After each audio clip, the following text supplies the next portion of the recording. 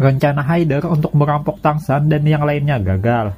Beberapa kru terbunuh dan salah satunya adalah anak Haider itu sendiri. Tapi Tangsan tetap membiarkan Haider hidup untuk tetap memandu kapal ke Pulau Dewa Laut. Namun Haider berencana membalas dendam atas kematian anaknya. Haider merubah jalan pelayaran ke tempat Spirit Base Laut untuk menghabisi Tangsan dan yang lainnya. Walaupun nyawanya juga akan melayang. Haider membawa kapalnya ke wilayah binatang roh Paus Setan.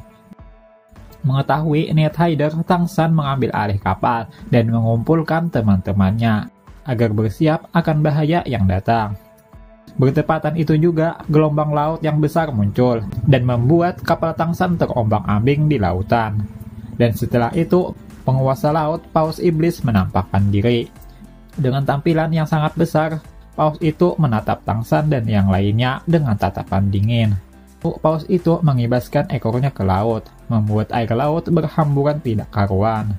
Tangsan dan yang lainnya mengeluarkan kemampuan mereka menyeimbangkan kapal yang diterjang gelombang. Dan Tangsan membuat pelindung dari kemampuan tubuh emas tidak terkalahkan untuk menahan semburan air yang mengarah kepada mereka. Dengan adanya Tangsan yang menahan serangan, Oscar telah selesai membuat sosis terbang dan membagikannya satu persatu. Melihat Tangsan dan yang lainnya terbang, Paus itu terlihat marah. Paus itu mengeluarkan domain dan menyerang kembali Tangsan dan yang lainnya.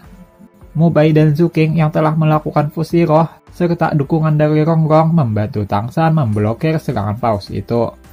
Namun serangan itu masih belum cukup. Mereka terpental dan mengalami luka berat. Di bawah serangan itu hanya Tangsan yang masih sadar. Tangsan lalu menyerahkan Mubai dan Zuking yang terluka kepada Oscar dan Ma Hongjun dan menyuruh mereka pergi dari tempat itu. Tangsan berniat menghadapi Paus itu sendirian demi sang kekasih dan teman-temannya tetap hidup. Oscar yang telah menangkap Mubai dan Zuking dengan berat hati memimpin tim untuk meninggalkan area Paus itu, sesuai permintaan Tangsan. Tangsan yang sudah siap berkorban berteleportasi ke punggung Paus itu. Dengan segenap kemampuannya, Tangsan menancapkan kaki laba-laba di punggung Paus itu dan menyerap kekuatan Paus tersebut. Tangsan hanya memiliki waktu 3 detik.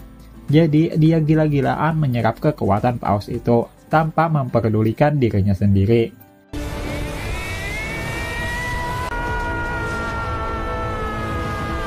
Sedangkan Paus tersebut sangat marah, suaranya menggema di lautan, hingga puluhan mil jauhnya.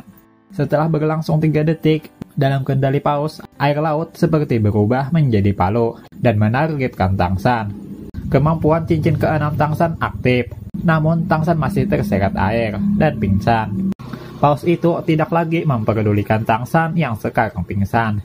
Matanya mengarah kelompok Xiaowu yang melarikan diri. Namun saat Paus itu hendak mengejar, muncul sebuah segitiga biru yang membuat Paus itu ketakutan.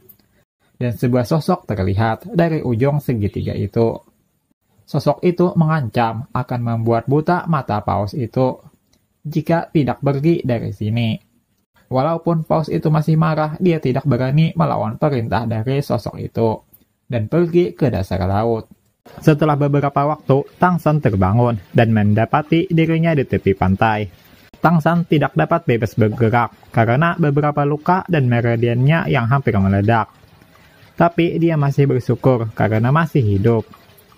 Tangsan kemudian mencoba menyembuhkan dirinya. Tapi karena telah menyerap energi yang sangat besar dari Paus, Tangsan tidak dapat menahannya dan kembali pingsan. Saat Tangsan bangun kembali, dia sudah berada di sebuah tempat tidur. Dia terbangun dan mendengarkan ada orang yang saling berdebat.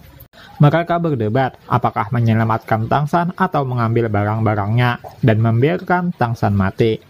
Untungnya mereka mengambil keputusan untuk membiarkan Tangsan. Kemudian seseorang menghampiri Tangsan, memberikan makanan dan obat. Dan setelah beberapa saat, Tangsan mulai pulih dan kembali berkultivasi untuk memulihkan diri.